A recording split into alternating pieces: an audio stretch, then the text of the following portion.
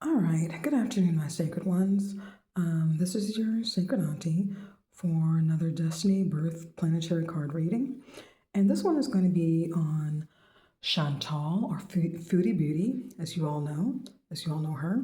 We're going to look at her birth card as well as her planetary card and look at this year. Her birthday is coming up on March 28th, a week, 2 weeks from today, actually. So we're going to take a look and see the energies that she's carried this year from 2025 up to her approaching birthday, just to get some insight into where things have stood for her. And I'll probably, if you all would like, do another one for her birthday, for the year ahead for her birthday, the projections for the year ahead and the energies that she has to work with. Okay, so now, thank you for bearing with me. I'm not at home today. I am out and about. So I'm just taking a stop at the local university and in the study room and putting this forth, okay, per request. Now, the Eight of Clubs is her birth card. Okay, so that's energy, that's her long stating energy since birth. And it's the card of mental power. Okay, it's the card of mental power. Eight of Clubs is one of 3 fixed cards. Fixed means that you don't easily move forward and change, like in the horoscope or zodiac signs for astrology. Leo, Scorpio, Taurus, and Aquarius are the fixed signs. So this is one of the fixed cards for the 52 card deck. Now, they have Eight of Clubs have strong mental power. They're not easily swayed by others' views and opinions. Now, just giving you an overview. Many successful Eight of Clubs are attorneys because of their gift of gab and talking and persuasion. Now, however, their power can be applied to any of the mental fields that are with great success. Some can be chemist, rocket scientist, and nuclear physicist. That are all Eight of Clubs, okay? And I've looked up and did a little research on some of those individuals with Eight of Club birthdays, and that's what fit the bill. And the Eight of Clubs can learn anything, okay? Now, they have one of the most successful life paths in the 52 card deck. They can have almost anything that they put their mind to achieving and attain wealth and prosperity, good luck and good fortune, and be well known and prominent, okay? But there's always a but. You all know that. They must make sure their life is kept in balance, as mental and emotional peace is essential to maintaining success. So I'm hearing giving the world, obtaining the world and losing your soul. That's what I'm hearing in my head as I look at this. So that's where the balance comes in. You can have the success, but if you don't have peace, good health, and happiness to go along with it, what's the point? Okay, so they have, most Eight of Clubs are very psychic, they're intuitive, and they can be great healers. That's from the high end. And not everybody is the same. Some people may tune into that. Some people may not access that, or they choose not to. But a lot of Eight of Clubs do have that as a gift, okay? Again, success comes up for the Eight of Clubs, but they have to become aware of their true goals to have a life of success and accomplishment. So that's the thing with Chantal, Foodie Beauty. She's got to know her boundaries, her end game, and she has to, the success comes from within, loving herself. Ultimately, long-term success comes from loving herself. That's where the success comes through in how she treats herself and others. But I digress. Being fixed as Eight of Clubs can have its own drawbacks. Mainly, it's difficult for Eight of Clubs that they have in dealing with change, okay? They don't like to change their minds and their concepts once they've made them up. You all can tell me if that's applicable to Foodie Beauty. I'll get into the specifics for her, but this is just the overall meaning of what what comes with this card. And certain times in their life, their mental structures that they'll have to deal with, they'll have to change their mental structures in order to stay alive, in order to have success, in order for things to flow. Okay, they have to be willing to change. So that's part of what they've come into this lifetime to deal with. Okay, being able to flow with change and accept it. Now, sometimes those periods of change are difficult, but a part of the Eight of Clubs karmic path. So dealing with change is a huge part of Chantal's path in this lifetime and being able to cope with change and coping with it positively. However she chooses to respond to it, since it's karmic, that's what will be mirrored back to her through her circumstances, situations, and through others. Now, they're always more healthy and alive after the changes, which come as sort of a death and a rebirth. Yes, that's one thing I know about the Eight of Clubs. It's all about death and rebirth. There are changes that are coming, whether you go with the flow or not. So if you go with the flow and you prepare yourself for those changes and you're doing the shadow work, the healing work, to cope with and deal with accepting those changes, then the flow will be better. But if you fighting against it, you're doing things to go against it, and as one of my favorite readers, Neo Tarot, says, you're not bigger than the program. Who do you think that you're bigger than the program? I've heard her say that. Shout out to her. She's wonderful. Please check out her channel if you haven't already. You can't be, the Eight of Clubs sometimes think because they can outsmart, outwit, outlast other people in other situations, that they're going to be on top and that they're going to survive anything. But the change is coming because that's part of their destiny. That's part of their reincarnation in this lifetime, is to deal with change. She didn't do it in previous lifetimes. She fought against it in previous lifetimes. And now it's do or die, literally. Death and rebirth. Okay? So just letting you know how that plays out for her.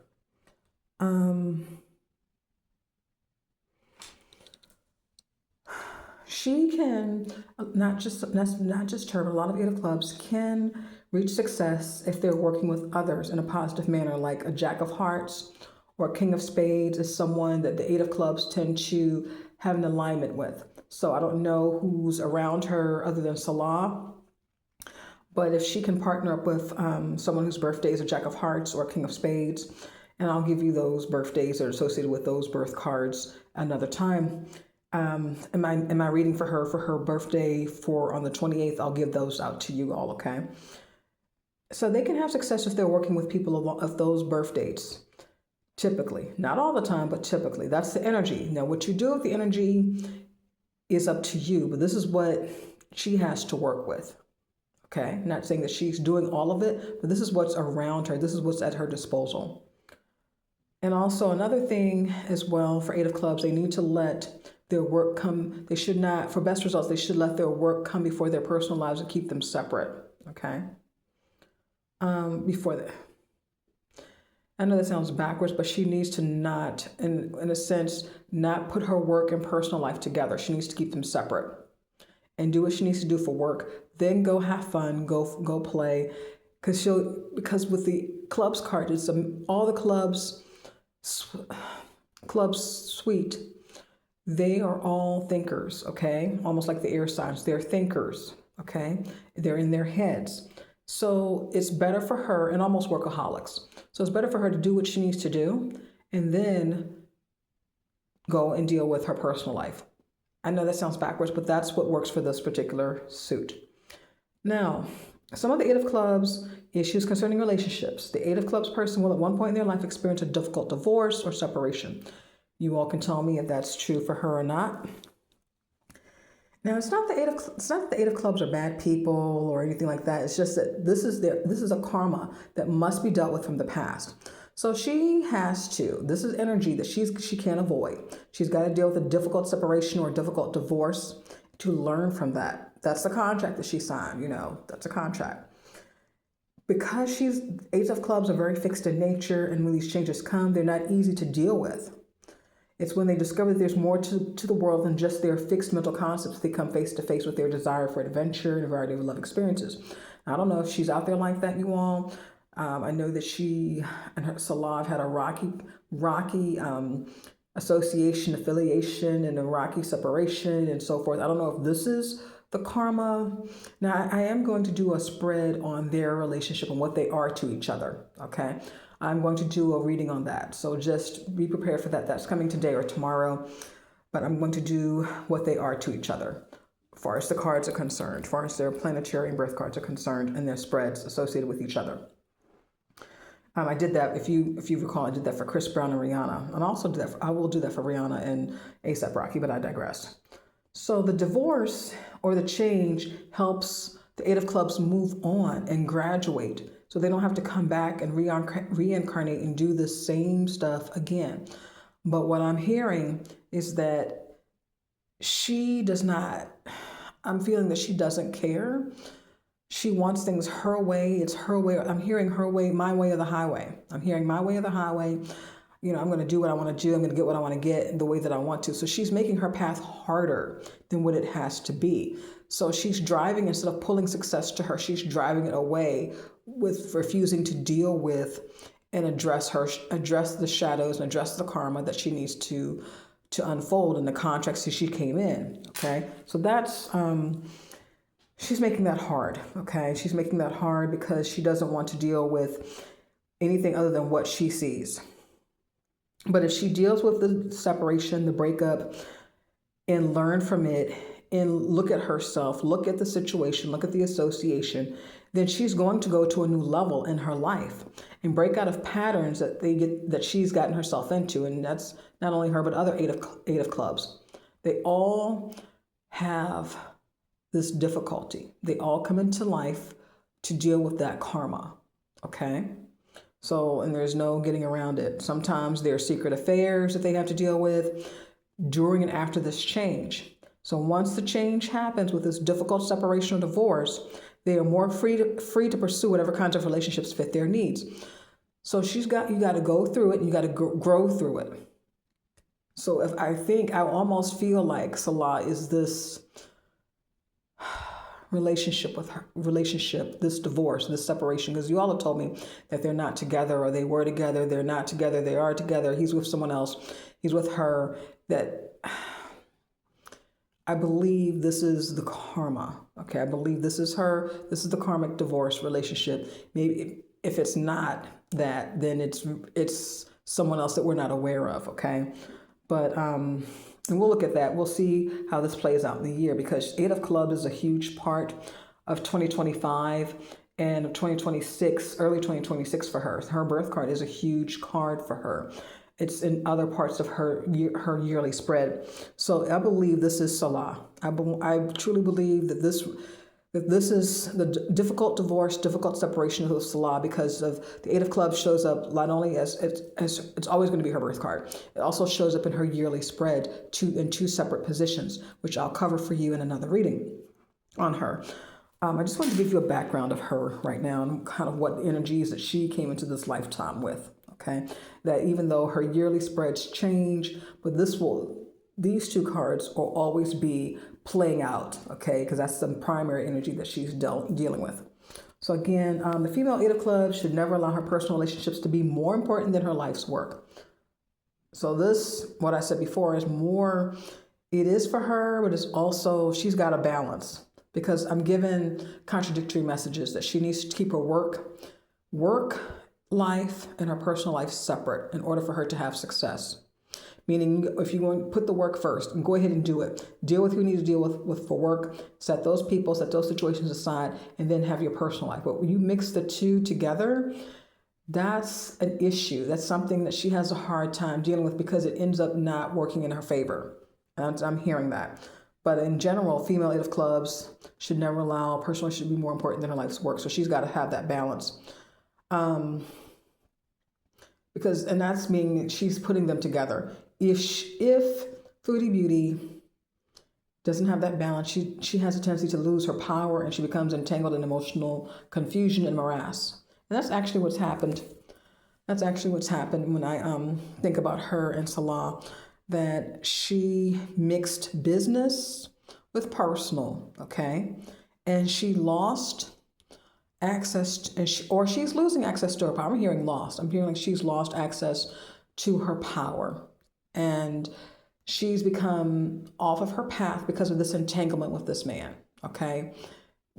I'm almost hearing tango. I don't know why, like tango, like the dance tango.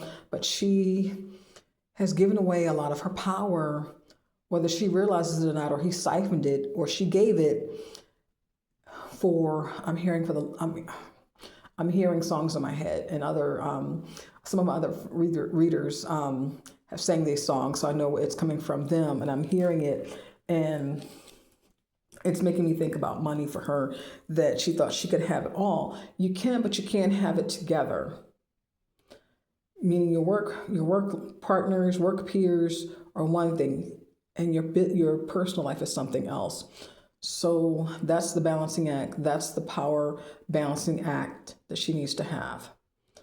So whichever she decides to put first, if she puts work first, deal with it, it's done. If you put personal first, deal with it, and it's done, and move on and flip back and forth. But don't mix them up together. All right. So we're getting a lot about FoodieBeauty. Y'all bear with me, because your auntie's holding the phone here today. I don't have my, this was impromptu. I don't have my stand with me. So I appreciate y'all bearing with me too. Now, we've looked at her birth card. Now we're going to look at her planetary ruling card. And she has the Ten of Hearts. And the Ten of Hearts is the planetary ruler, and it's the social success card. So the Ten of Hearts is her social success card. And we'll see that, look at the description of, these are the two main energies that she will always have, no matter what her yearly spreads look like, as I mentioned earlier. So the Ten of Hearts, giving you background information, the Ten of Hearts ruling card encourages you to be more of a social person. You're probably attracted to Ten of Clubs. Not Ten of Clubs. Okay.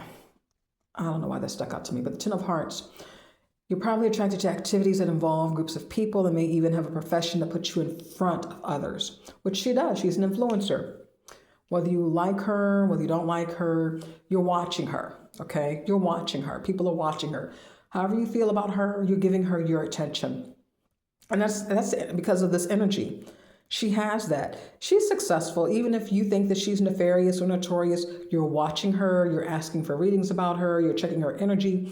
So she's successful, because if someone's not successful, you don't care. You don't like them or dislike them. And why I say that, because liking and disliking is the same thing, folks. It's the same thing. Same coin, different sides. The thing you can have is neutrality, where you don't care one way or the other. But if you like or don't like, you still have emotions. You're still giving energy. She's still getting energy from you all for watching her and supporting her and disliking her. She still gets that attention. She still gets that energy because of this Ten of Hearts, okay? And so she's in front of you all. She's in front of groups of people or children in some way, all right? And Ten of Hearts, they tend to be happiest when they have their own Ten of Hearts around them, okay?